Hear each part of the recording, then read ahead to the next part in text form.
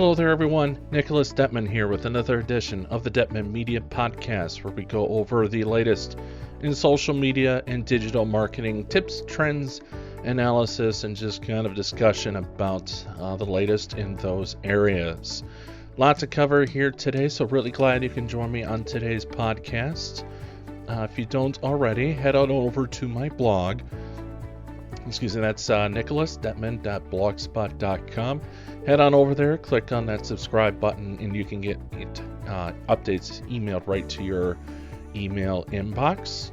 I want to remind you that our podcast here, the Dettmann Media Podcast, is sponsored by 5-Star Complete Asphalt Services, your asphalt industry leader in asphalt repair such as seal coating, crack filling, and patchwork line striping, as well as an industry leader in customer service as an Angie.com Customer Service Award recipient for 2021. For more information about 5-Star Complete Asphalt Services serving all of Connecticut and Southwest Connecticut, give them a call at 475-414-0125, 475-414-0125, and you can get scheduled for a free quote today at 475-414-0125. That's 5-Star Complete Asphalt Services. Again, thank you for joining me on today's podcast. A couple of the topics we're going to hit on today is some latest numbers in terms of engagement on Facebook and how teenagers are interacting with the platform. What is the latest in terms of understanding how email is working now that we're quite a ways into now the mail privacy protection era, and as well a new report from LinkedIn showing growth and record engagement. So with that in mind, let's jump right into the first topic, and that first topic is going to be a report that was recently released by Hootsuite, and it details several significant findings in terms of social media behavior, specifically amongst teens, in regards to what they're doing or maybe not doing with Facebook. So like I said, they've released several key findings, and the report was called Digital Stat Shot, April 2022, and what it does is it explores data of social media users from about 230 countries and territories. Well, it is a 300-page document, and if you have that kind of time, I do have a link to it on my blog. Again, that's nicholasdettmann.blogspot.com. But for the sake of this podcast, I certainly don't want to take up about 3 hours of your time. That might be the low end of it to go over a 300-page document. Hootsuite did break it down into a 29-page top takeaways document, and you can view that abbreviated part of the 300-page document on my blog as well. So when I took a look at it, here's some of the things that I found that were kind of the key takeaways from the top takeaways that Hootsuite recommended.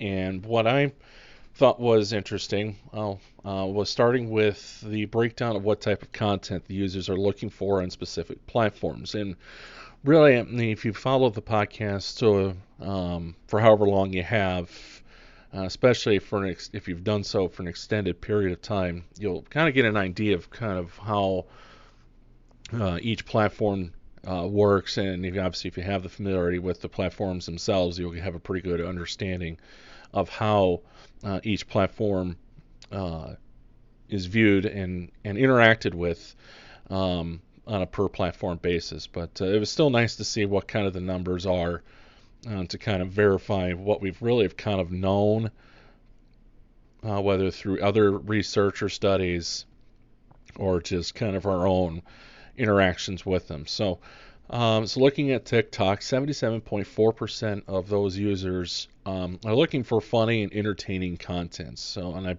told this to a handful of people, really the more outrageous, the more funny you can be on TikTok, the more popular the more views your posts are going to get. That was followed by Instagram at 61.3%, followed by Facebook at 55.8%, and then Reddit at 37.8%. Next point is that 62.2% of users looking to follow or research brands' products are doing so on Instagram, followed by Facebook at 55.6% and Pinterest at 37.9%. So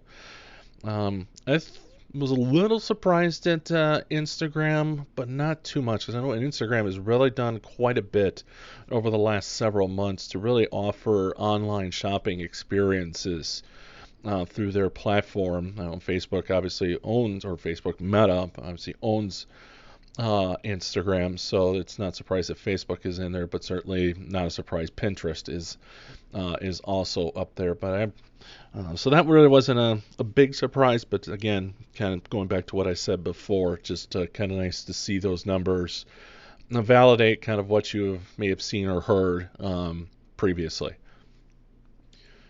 59.8% of users looking to keep up to date with news and current events are doing so on Facebook, followed very closely by Twitter at 59.7%, and Instagram is third at 51.2%.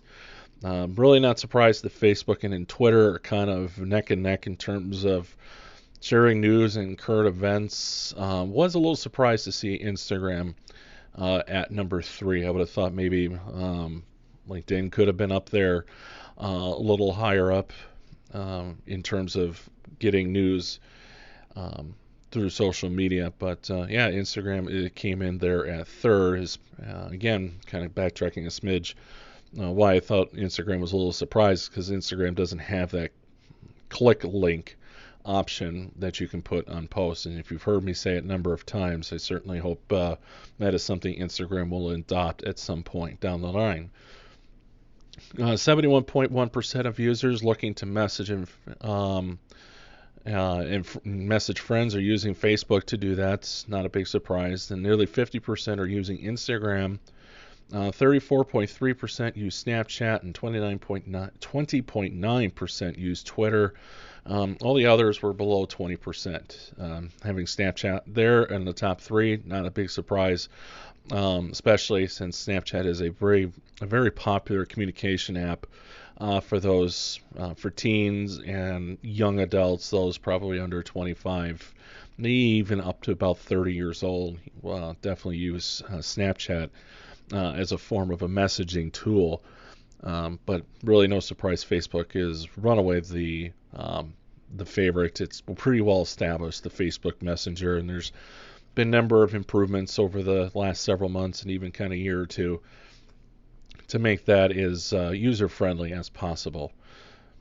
69.9%, or about 70% of users posting or sharing photos and videos are doing so using Instagram. Then Facebook at 64.3%, and from there it drops to 40.3% in Snapchat and 33.9% on TikTok. I thought that number would have been much higher. I actually thought TikTok would probably have been number 1, but I was surprised to see that Instagram was at 70%. I would have thought TikTok would have been closer to that number, but so far that has not been the case here in Hootsuite's latest report. A few other things to point out: that Snapchat added 32 million users to its global ad audience over the past 3 months, which was a growth of about 6% from quarter over quarter. Facebook says its advertising audience profile shows that 17.8% of their advertising audience is 25 to 34-year-old men, followed by 18 to 24-year-old men, and then 25 to 35-year-old women. So needless, if you're looking at Facebook advertising, surprisingly, the numbers are getting more seen by young adults rather than the older adults. Seeing that we keep hearing that Facebook is kind of trending toward the older generations. So it was a little surprising to see that more of the ad audience for Facebook is geared toward the young adults and late teens. And speaking of teens, we've kind of, like I just mentioned, it's really kind of been out there for a while that teenagers are kind of drifting from Facebook, but the Facebook Meta reported that its platform added 2.8 million additional teenagers since the start of this year. So that is a significant growth and stat to point out that teenagers are still going to Facebook despite what's a lot of we've heard in the past and the different types of platforms that are out there. So that was a very big surprise for me. The next part here was also a bit shocking when I took a look at this report. Hootsuite also broke down communication channels used for work, and the results showed the percentage of working professionals, those between the ages of 16 and 64, who use each tool or medium for work-related communication. And to me, and what it said, and I was a little surprised by this, phone calls was the leader at more than 77% daily and 95% overall. Email was close behind at 76.7% and 94.7%. Respectively. Certainly would have thought video calls, which I'll touch on here in a moment, and messaging services would have been higher, but still seems like the traditional forms of communication, phone calls and email, are still up there as far as frequency. Office software such as Google Docs, Microsoft Office, was at 72.8% and 90.6% respectively. And then, like I mentioned, messenger services such as Skype was at 70% daily usage and 86.8% usage overall. And then video calls was 55.5% daily and 86.5% overall. Given the COVID pandemic, now it's past 2 years on that. Certainly would have thought video calls would have been much, much, much higher, but that has not shown to be the case, at least here in the early stages. So moving on to the next topic here, and we spent quite a bit of time on that, and the next topic here has a lot of value and importance as well, and that's understanding how email is performing now that we're kind of pretty well into the mail privacy protection era that was rolled out by Apple back in September. And for many years, we thought the data to understanding email success was simple and easy to obtain. One of the core metrics, as most of us know, was seemingly the basis of email success.